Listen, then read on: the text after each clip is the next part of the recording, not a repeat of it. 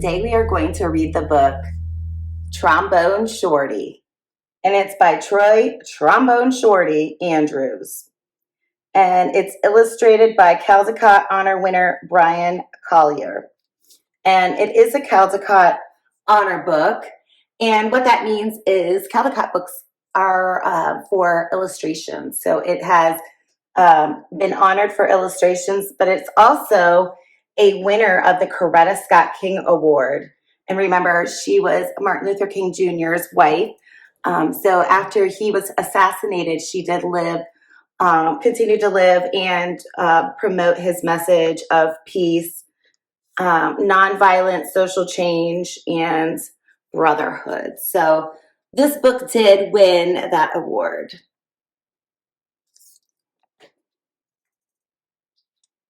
So I love the back of the book too. I can see he's got a trombone, but at first I thought something was on the book. Can you see they all have crowns? They're kind of iridescent. Can you see how they reflect the light a little differently than the rest of the images? I thought that was neat. I'm going to take off this dust cover because I don't like it when I read it. So I always take those off. But sometimes the books have a different illustration on the outside without the dust cover. So it does on this one. Look at him sleeping with the trombone. Have you ever seen a marching band perform or heard one? I live not too far from a high school, and so on Friday nights, I always hear the marching bands, or even before Friday nights, because they practice. I can hear them. That sound travels. Here's the title page. I like that.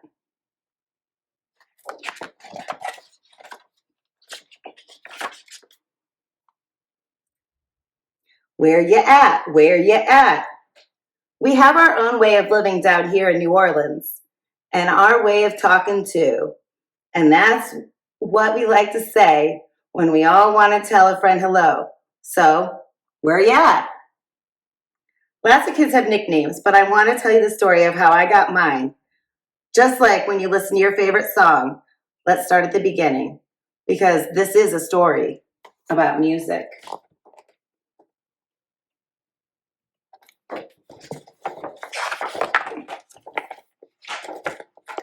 But before you can understand how much music means to me, you have to know how important it is to my hometown, my greatest inspiration. I grew up in a neighborhood in New Orleans called Trombone. Any time of day or night, you could hear music floating in the air. I like that. Use the word floating. You can hear music floating, but they have balloons there. Represent that music. And there was music in my house, too. My big brother James played the trumpet so loud you could hear him halfway across town. He was the leader of his own band, and my friends and I would pretend to be in the band, too. Follow me, James would say.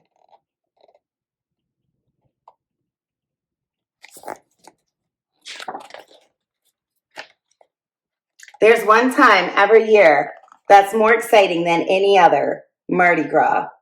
Parades fill the streets and beaded necklaces are thrown through the air to the crowd. I loved the brass bands with their own trumpets, trombones, saxophones, and the biggest brass instrument of them all, the tuba, which rested over the musician's head like an elephant's trunk. Where you at? Where you at? The musicians would call. Just like Rudy's calling right now. Where you at? All day long, I could see brass bands parade by my house while my neighbors dance along. I loved those parades during Mardi Gras because they made everyone forget about their troubles for a little while. People didn't have a lot of money in Trombone, but we always had a lot of music.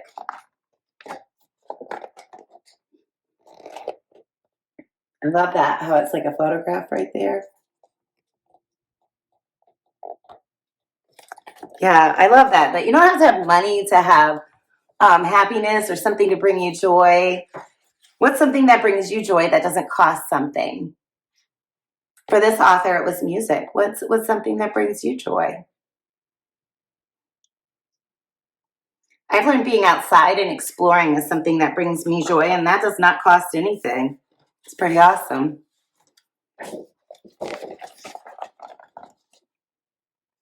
I listen to all these sounds and mix them together, just like how we make our food.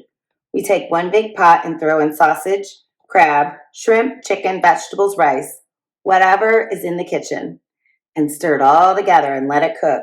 When it's done, it's the most delicious taste you've ever tried. We call it gumbo, and that's what I wanted my music to sound like. Different styles combined to create my own musical gumbo. I like that. I like how he's connecting a favorite dish he eats and they make in New Orleans to music. I think that's a really cool way to explain that. What's your favorite? What's your favorite food? If you could make music about kind of like a food is being prepared, what kind of food would it be? Kind of a silly question. I like it though. All right.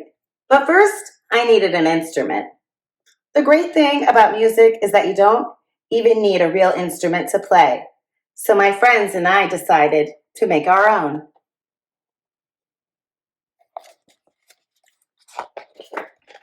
We might have sounded different from the real brass bands, but we felt like the greatest musicians of Treme. We were making music, and that's all that mattered. Then one day I found a broken trombone that looked too beaten up to make music anymore. It didn't sound perfect, but finally, with a real instrument in my hands, I was ready to play. That's cool. Found an old trombone that's maybe broken up, but found it. That's so cool. I love great finds.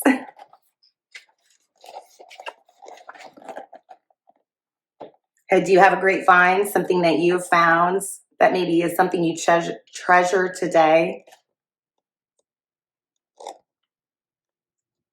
The next time the parade went by my house, I grabbed that trombone and headed out into the street. My brother James noticed me playing along and smiled proudly. "Trombone Shorty," he called out, because the instrument was twice my size. "Where are you at?"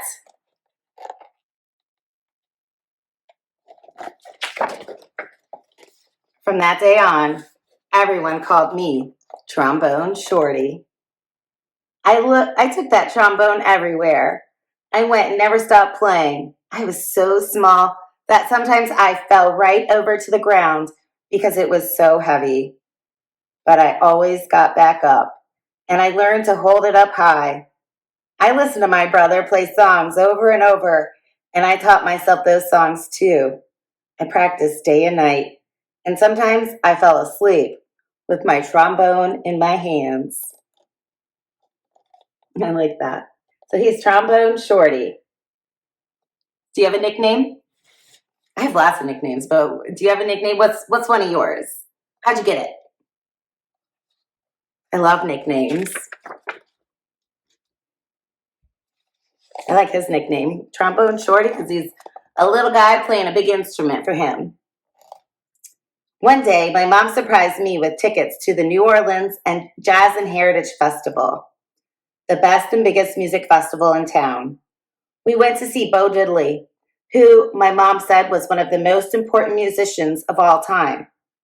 As I watched him on stage, I raised my trombone to my lips and started to play along. He stopped his band in the middle of the song and asked the crowd, "Who's that playing out there?" Uh-oh, you think he's in trouble? I don't know. Everyone started pointing, but Bo Diddley couldn't see me because I was the smallest one in the place. So my mom held me up in the air and said, "That's my son, Trombone Shorty." "Well, Trombone Shorty, come on up here," Bo Diddley said. Wow, could you imagine going to a concert and going on stage with the performer. That'd be so cool. The crowd passed me overhead until I was standing on the stage next to Bo Diddley himself. I walked right up to the microphone and I held my trombone high, up in the air, ready to blow. "What do you want to play?" Bo Diddley asked. "Follow me," I said. Can you see why this book won for its illustrations that Caldecott Honor Award? I love these images. They're so beautiful and colorful. By the way, Bo Diddley is a real person. So is Trombone Shorty, of course. So kind of cool. After I played with Bo Diddley, I knew I was ready to have my own band. I got my friends together and we called ourselves the 5 o'clock band because that was the time we went out to play each day after finishing our homework. That's cute.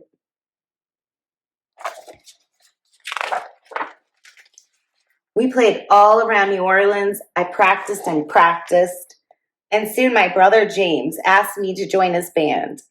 When people wondered who the kid in his band was, he proudly would say, "That's my little brother, Trombone Shorty.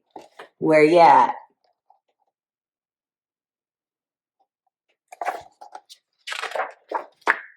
And now I have my own band called Trombone Shorty and Orleans Avenue, named after a street in Treme.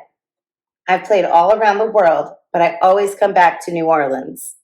And when I'm home, I make sure to keep my eyes on the younger musicians in town and help them out, just like my brother did for me.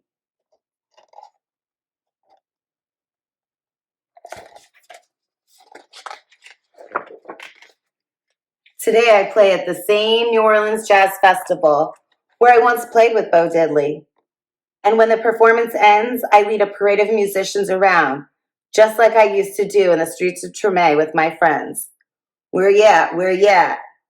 I still keep my trombone in my hands, and I will never let it go. All right, we're going to go ahead and read the author's note. I'd like to say that the city of New Orleans raised me. In Treme, music was everywhere, from church to the street to my very own house. My grandfather, Jesse Hill, was a musician, and my brother James was a musician, and I wanted to be just like them. There were people always coming and going from my house, but music was the thing we had in common. No matter how tough things got, listening to music always made me feel better. When I was very young, my neighborhood friends and I would pretend that we were like the brass bands that would parade down our streets. And because we couldn't afford instruments, we really did make them out of whatever we could find. A box from a 12-pack of soda could be fastened around the neck with Mardi Gras beads to become a drum, and pencils become drumsticks. I used to hoist an old big wheel bicycle over my shoulders and pretend it was a tuba. Empty bottles became horns and wind instruments.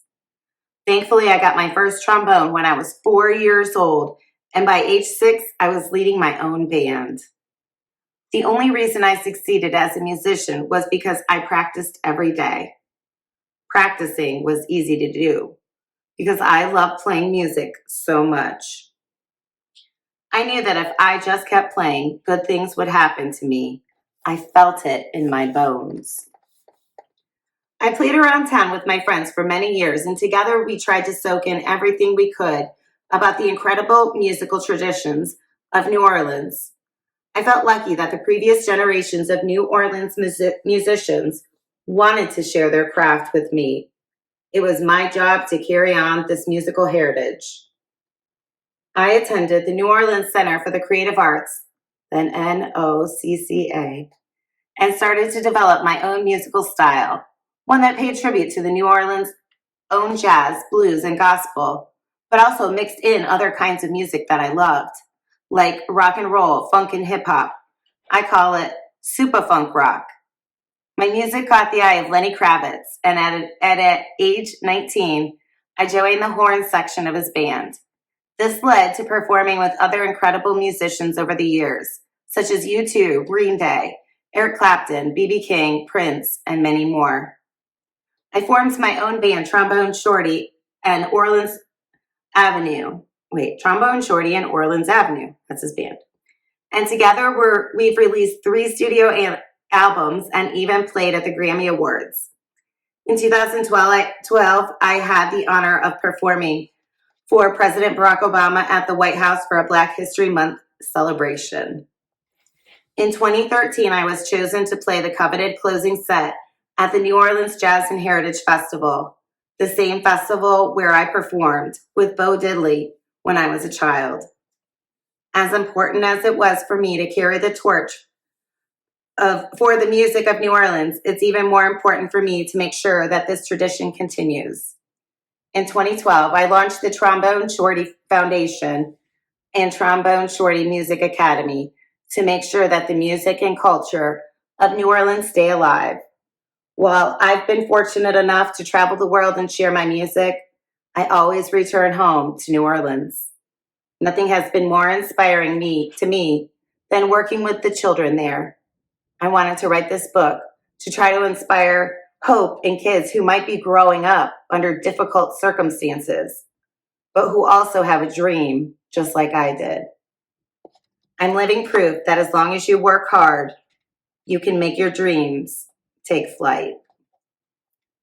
I love that. I believe in that too.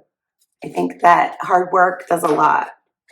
So here is Troy, Trombone Shorty, today.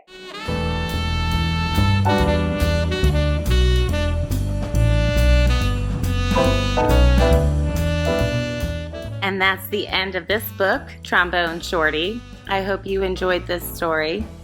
That's all for me. Take care. Peace.